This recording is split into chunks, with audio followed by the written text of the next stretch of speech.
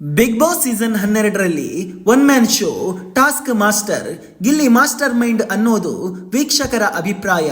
ಆದರೆ big boss ಮಂದಿಗೆ Gilli zero ಅನ್ನೋ ಅಭಿಪ್ರಾಯ. ಮೊದಲು ಗಿಲ್ಲಿಯನ್ನ ಕಡೆಗಣಿಸಿದವರು, ಟೀಕಿಸಿದವರು, ತೇಜೋವಧೆ ಮಾಡಿದವರೆಲ್ಲರೂ ಗಿಲ್ಲಿ ನಟ ಪವರ್ಗೆ ತಲೆಬಾಗುತ್ತಿದ್ದಾರೆ.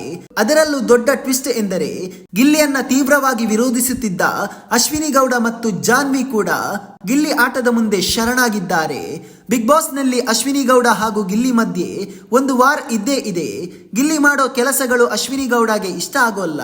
ಹಾಗೆ ಅಶ್ವಿನಿ ಗೌಡಗೆ ಗಿಲ್ಲಿ ಯಾವಾಗಲೂ ವಿರುದ್ಧವಾಗಿ ನಡೆದುಕೊಳ್ತಿದ್ದಾರೆ. ಗಿಲ್ಲಿಗೆ ಈಗಾಗಲೇ ದೊಡ್ಡ ಫ್ಯಾನ್ ಬೇಸ್ ಹುಟ್ಟಿಕೊಂಡಿದೆ. ಗಿಲ್ಲಿ ಮುಂದೆ ಯಾರ ಆಟವೂ ನಡೆಯಲ್ಲ, ಒನ್ ಅಂಡ್ ಓನ್ಲಿ ಪೀಸ್ ಅನ್ನೋದು ಕೂಡ ವೀಕ್ಷಕರ ಅಭಿಪ್ರಾಯ. ಆದರೆ ಅಶ್ವಿನಿ ಗೌಡ ಮಾತ್ರ ಗಿಲ್ಲಿ ಝೀರೋ, ಕಾಮಿಡಿ ಬಿಟ್ರೆ ಏನೂ ಇಲ್ಲ ಅಂತ ಹೇಳುತ್ತಲೇ ಇದ್ದರು. ವಿಪರ್ಯಾಸ ನೋಡಿ, ಗಿಲ್ಲಿಯನ್ನ ತೀವ್ರವಾಗಿ ಹೇಟ್ ಮಾಡ್ತಿದ್ದ ಇದೇ ಅಶ್ವಿನಿ ಗೌಡ ಹಾಗೂ ಜಾಹ್ನವಿಯ ಬಾಯಲ್ಲೂ ಕೂಡ ಗಿಲ್ಲಿ ಚಾಲಾಕಿ ಅನ್ನೋ ಮಾತು ಕೇಳಿ ಬಂದಿದೆ.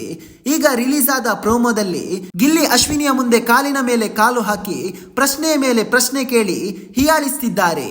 ಇದನ್ನು ಕೇಳಿ ಉತ್ತರ ನೀಡದೆ ಮಂಕಾಗಿ ಕುಳಿತ ಅಶ್ವಿನಿ ಗೌಡ ಅವರನ್ನು ನೋಡಿ ವೀಕ್ಷಕರು ನಕ್ಕು ನಕ್ಕು ಸುಸ್ತಾಗಿದ್ದಾರೆ.